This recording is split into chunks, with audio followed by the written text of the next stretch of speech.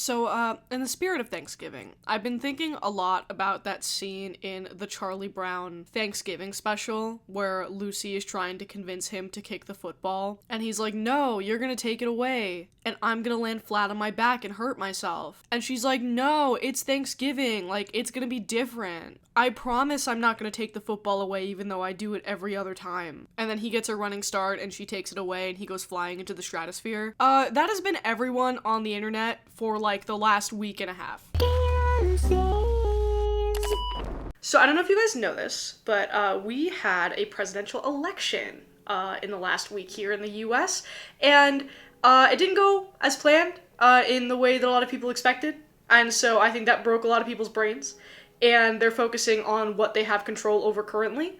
And one of the things that I think people feel as though they have control over is who they follow on social media. And so what that has resulted in is people purging their follow lists of influencers who they either know for a fact voted for Trump in this election or who they believe voted for Trump. You know, it's been a bloodbath. There's been a list circulating around meant for people to unfollow their favorite TikTokers and Instagram creators who either have not spoken up about their political views or have been outwardly supporting Trump or have just been supporting Trump in like a more low-key way. I don't think anyone on these lists has been that surprising, and also I feel like this entire election cycle has been about how conservatism is a more mainstream ideology in America than we in our liberal bubbles would like to believe. And you know, you reserve the right to curate your feed and unfollow anyone you don't see yourself ideologically breaking bread with anytime in the near future. However, the shock and surprise over one particular influencer's alleged political views, or at least the recent discovery of her partner's alleged political views, makes a lot of you look like Charlie Brown trying to kick that football right now. So if you haven't already guessed, today we are talking about a popular influencer named Nara Smith, and of course we're going to talk about like the immediate election-related drama and what is going on with her and her husband specifically, but I also want to talk a little bit about like why people are so surprised. So Nara Smith is a social media content creator and influencer and former model who is currently married to male supermodel Lucky Blue Smith. The two met when they were both modeling back in 2019, and Nara married Lucky, who is a Mormon, when she was 18 years old and promptly started a family with him. While she did convert to Mormonism, she has said publicly that she's not, you know, a quote hardcore Mormon. So I think a lot of people just assume that she converted for the sake of marriage and that she's not a devout follower of the Mormon faith. And that's pretty understandable considering that the content that she currently makes is not inherently religious or political. What she does make is essentially high luxury lifestyle content. She's always wearing these gorgeous outfits with a full face of makeup. She's flouncing around in her kitchen, often making food for her kids or her partner, and she's become notorious for making snacks from scratch. So a lot of the time she'll go out of her way to make these absurd recipes as natural alternatives to highly processed snacks like Cheez-Its or something. My sister's in town to visit, and she's been craving bubblegum so bad, but she ran out, so I just decided to make it for her. I poured some powdered sugar on some wax paper and created a well before combining my gum base with some corn syrup and slowly melting it down. These tasted even better than store-bought gum, and she was so excited. The cinnamon vanilla ones tasted like a donut. I was very pleased about.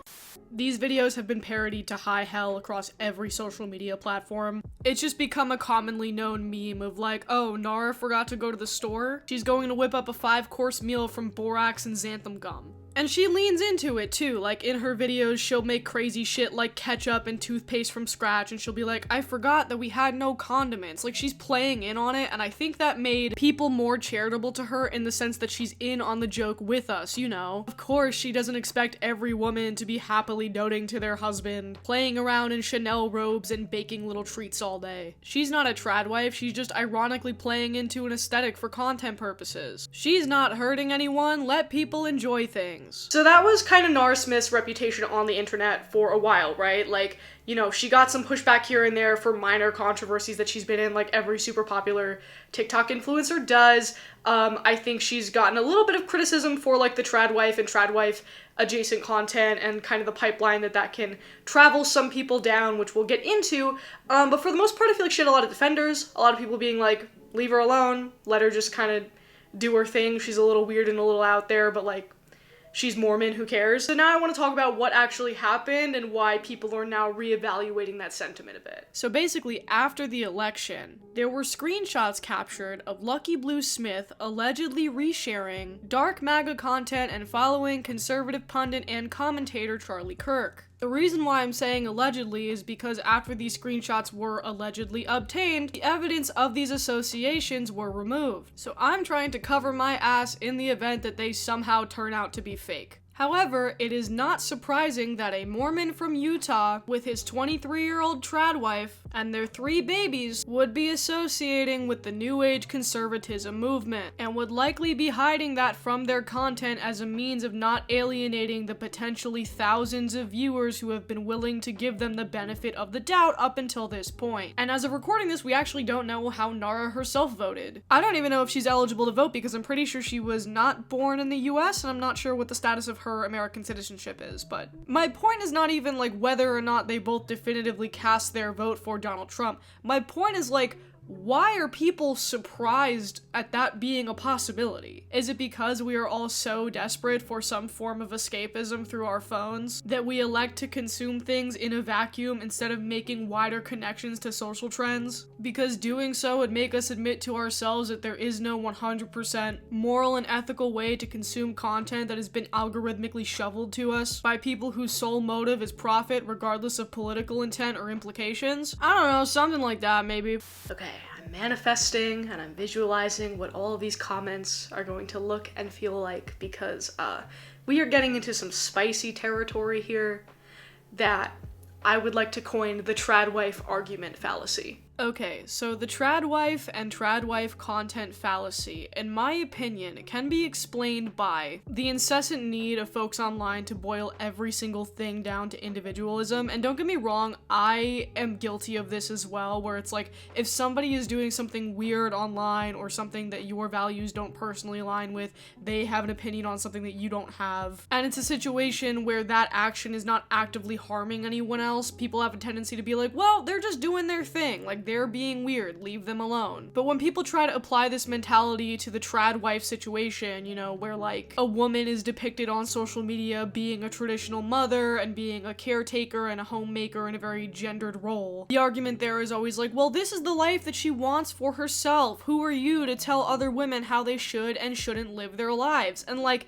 yeah, sure, I can get behind that. However, there's 2 things wrong with this argument. Number 1, this is a disingenuous grift. Nara Smith is putting on an act, and the content that she develops and puts out based on this whole persona is her business. She's a businesswoman. I don't know what her income situation is with her husband, but like, she probably has her own means of maintaining her own income no matter what happens to her marriage or her relationship or in her life. And this content that glamorizes the Tradwife lifestyle makes it seem like that is not the case. And so people who aspire to this lifestyle need to understand that it's not going to be this picture perfect and easy. If you become a true and genuine Tradwife in the year 2024, and you and your husband get divorced, or God forbid something happens to him, what does that leave you with? Nothing, girl. It leaves you with nothing. And then you can't provide for yourself. And I get why the trend of people aspiring to this lifestyle is happening socially right now outside of like the big Tradwife content push on social media.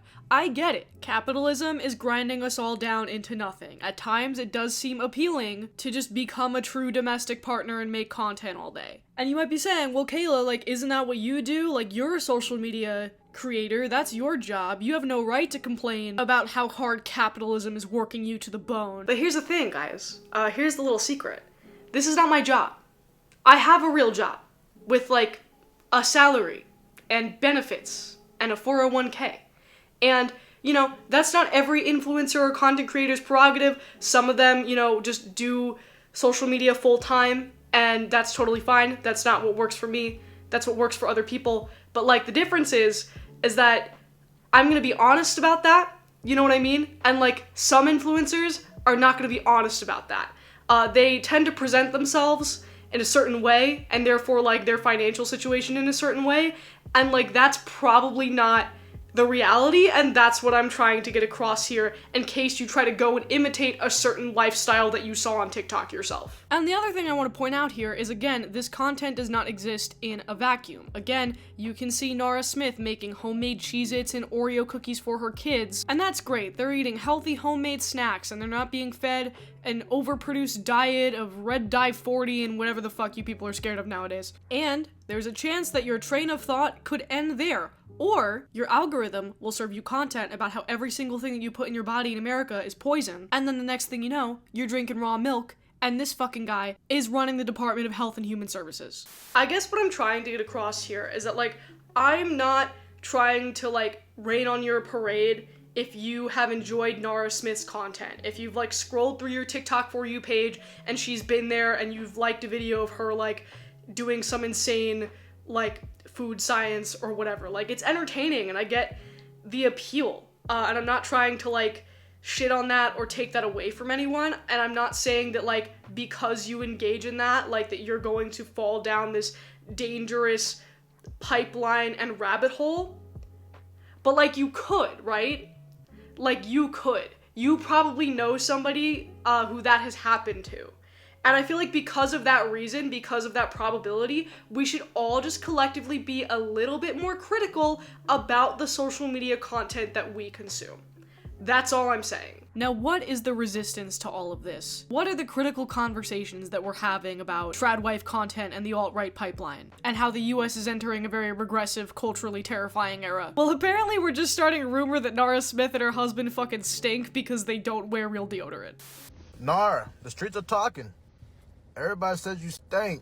Everything can be made from scratch. Sometimes you need a little bit of chemicals. You stay in the light just long enough on social media, somebody's bound to expose you. It's okay. I personally use native. It's good.